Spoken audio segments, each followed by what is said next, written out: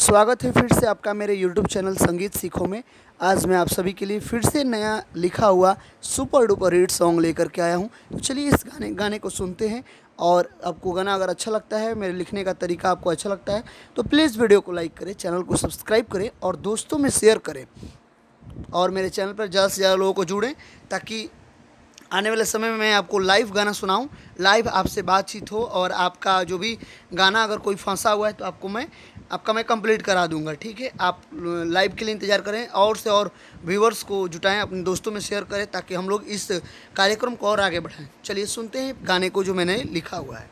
गाना है लागे गवनवा हो मरो हो, लागे गवनवा हो मरो हो, असो न होखी भतार खोजे देहिया हो, देहिया हो, देहिया हो, भतार खोजे देहिया हो, बात न बुझे सजनवा सखी भतार खोजे देहिया हो, बात न बुझे सजनवा सखी, लागे गवनवा हमरो हो, लागे गवनवा हमरो हो, असो न होखी भतार खोजे देहिया हो, देहिया हो, देहिया हो, भतार खोजे देहिया हो, बात न बुझे सजनवा सखी भतार खोजे देहिया हो, बात न बुझे सजनवा सखी।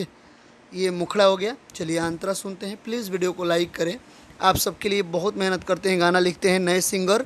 आप लोग जो भी गाना सुन रहे हैं, मेरे चैनल को सब्सक्राइब करें, दोस्तों में शेयर करें, अधिक से अधिक लोगों को जोड़ें, ताकि हम लोग इस चैनल को और आगे बढ़ाएं और आप सभी के लिए और भी अच्छे अच्छे मैटर गाना का लाते रहें। फ्री में, मुफ्त है, फ्री ऑफ कॉस्ट है, कोई आपको पैसा नहीं लग रहा है। चलिए पहला अंतरा सुनते हैं इस गाने का। चोलिया हमार जोबान में टाइट होता, किरतिया में तकिया संगे रोज फाइट होता।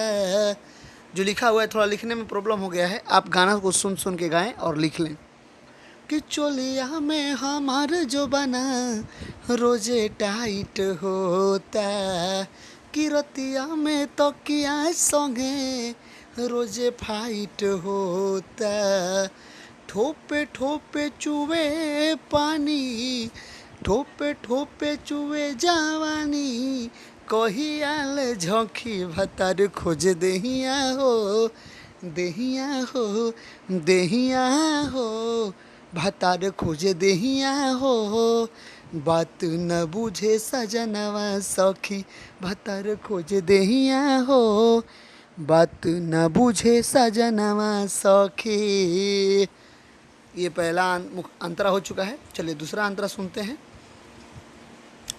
कमसिन जवानी के उठानी बड़ा तेज बा, फफनत पानी खोजत सजना के सेजबा, सजना के सेजबा, कमसिन जवानी के उठानी बड़ा तेज बा, फफनत पानी खोजत सजना के सेजबा, केतना बचा के हम, केतना बचा के हम अपना ले रखी भतार खोज देहिया हो, देहिया हो, देहिया हो, बात न बुझे सजनवा सखी भतार खोज देहिया हो, बात न बुझे सजनवा सखी, लागे गवनवा हमरो हो,